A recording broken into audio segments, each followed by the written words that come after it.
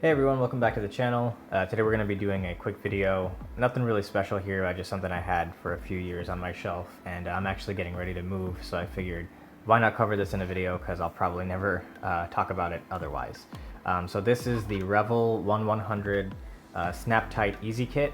So this was a range of models that was released right around, I think around 2012 in that time frame.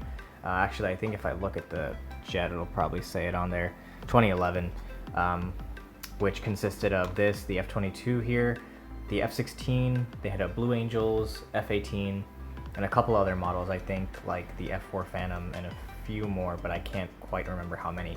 But basically they were aimed at kind of younger folk who don't want to get into the hassle of painting a complete plastic kit, but still wanted something to build and put together that wasn't 100% assembled. So it's kind of in that middle ground, and this sort of fit the bill for people looking for something like that. So like I said, this is in the 1/100 scale, kind of a unique scale. It doesn't really fit with the 172 scale or the smaller 1/144, and I'll show you that with the size comparisons. But still, it's a neat little model, and the price point wasn't bad either. If I can remember, these used to go for right around $8, and now I looked online just to see what they're worth now, and they're going for around 25. So the price has increased quite a bit because they're not in production anymore, and they're not that easy to find. So I'll put a link in the description for the Amazon link if you're interested in getting one, and it is pretty cool for what it is, but these days it's not going to be nearly as cheap as it was when it first came out. It was also pretty mainstream, these kits. This one I picked up, I remember, at Walmart, and I was quite surprised to see it there because normally they don't stock model kits, or in these days they don't. I remember in the early 2000s they definitely would, but when I saw it in the aisles, I noticed they had this and a few other kits, and as well as paints, acrylic paints, enamels, the brushes, the works, for anyone who like to build kits. You don't see that at other places. You don't see that at places like Walmart, but you'll see it in places like Michael's and dedicated hobby shops. So it was cool to see that. Before I get on with the review, I actually realized I forgot to go grab my pedestal, so I'm gonna go ahead and do that now, and I'll splice it in. Alright, sorry about that. I just went to go grab my display base so I could get a rotation going on it. But yeah, so that was availability. If you're interested, like I said, I'll put the link in the description. But let's talk about the model to begin with. Reflecting back on the scale, this is in the 1/100 scale, and all the other models in the line also reflected that. So if you got the F-16 or the F-18, they would look great together because they are built to kind of display in that same size. There's a bit of dust on this because it's been sitting on my shelf for over a year now, so pretty good shape for what it is, and it's been moving with me. So touching on durability, it does seem to hold over pretty well because this is from 2011, and you know, it's been thrown in a box. It's been kind of tussled. A couple of kids, my nephews and nieces, played with it. So, you know, it's held up well over the years. And, you know, it's not a bad kit for what it is, for how cheap it is. It is very light. There's nothing in there. Completely hollow. I don't know if you can hear that, but it's not die-cast at all. But putting that aside, there's still a good amount of detail on the kit. So there's the bottom. I'll give you a view of the rear.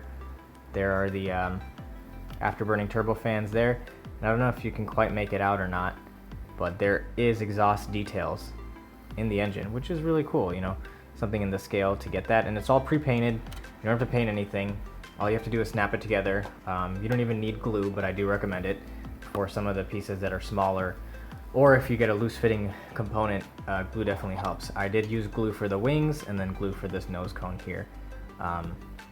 In terms of assembly, you had to assemble the tail fins, these stabilators here, and the nose cone itself, and then the landing gear. Touching on that, the landing gear are removable on this, so if for some reason you wanted to take them off, it's just that easy.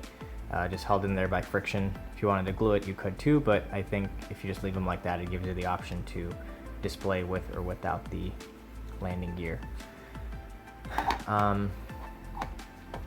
In terms of paint, good amount of detail. The F-22 comes in a couple of paint schemes, at least on active duty. Some of them are kind of like this one here that you'll see with the light gray and then darker grays for the camouflage and main body. I think the earlier production models had that, so this white nose cone and then this nice white trim along the wings and the vertical stabilizers were in the earlier F-22s. And then there is also an alternate paint scheme that is more focused on having the low observables stand out, so it's more silver than this one, but this is based on the ones out of the first fighter wing here, the FF. And I believe, if I'm not mistaken, that's either out of Edwards or out of Langley, but I can't quite remember. In terms of detailing, the model does a great job of bringing out the Raptor's features. So if you can see on top, let me get the camera going. If you can see up top here, they do have a nice molded detailing with the air bleed vents up top, so these let out excess airflow from the air intakes.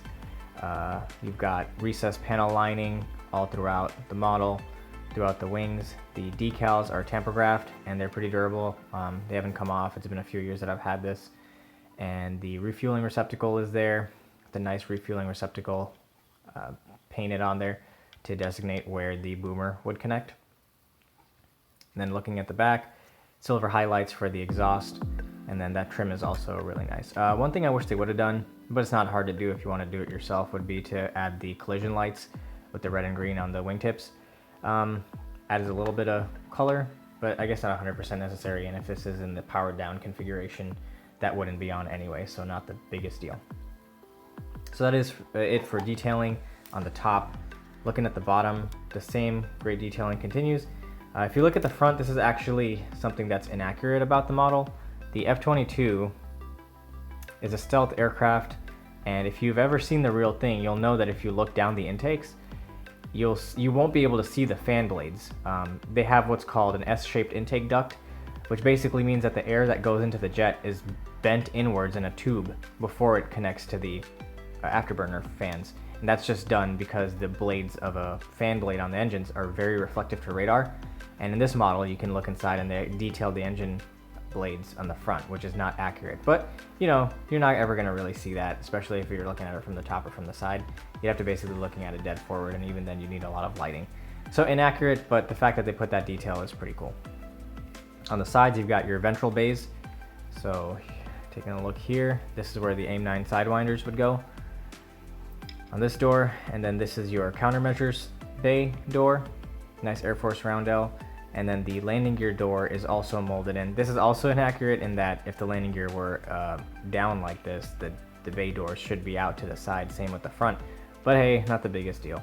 And then on the bottom, you've got your main weapons bay for your AIM-120 AIM-120 AMRAAMs would go in here, or with the JDAM as well, depending on the configuration for ground attack or air-to-air.